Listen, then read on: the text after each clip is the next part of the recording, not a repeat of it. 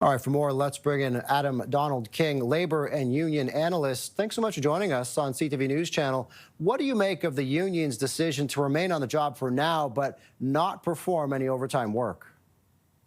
Well, I think the union has chose to engage in a limited job action because they saw some movement from Canada Post up to the deadline. Now, unfortunately, Canada Post didn't accept the union's proposal for a 2-week truce to further review the details of its offer.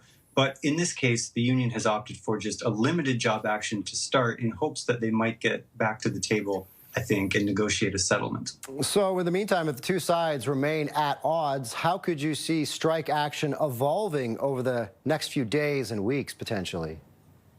Yeah, well, the union has other options. Of course, in the past, the union has engaged in limited rotating strikes across the country, so not a full nationwide walkout. So that's a possibility as well. And there are other ways that the union could apply pressure to the employer short of a full strike. Of course, the union was on strike for 5 weeks in November and December, so you could imagine that members are a little bit strike fatigued, perhaps. And now, when it comes to the issue of part-time weekend work, which we have heard continues to be one of the main sticking points, do you think there could be any middle ground on that issue in particular? It's a difficult issue to find middle ground on because it is somewhat qualitative.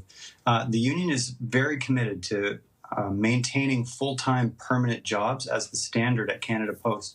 And you can understand why. I think most viewers can understand why. Full-time work is necessary to make ends meet for most people.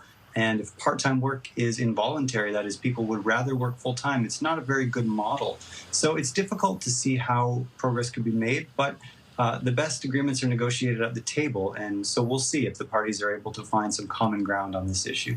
Adam Donald King is a labor and union analyst. Thanks so much for joining us on CTV News Channel this afternoon. Appreciate it. Thanks for having me.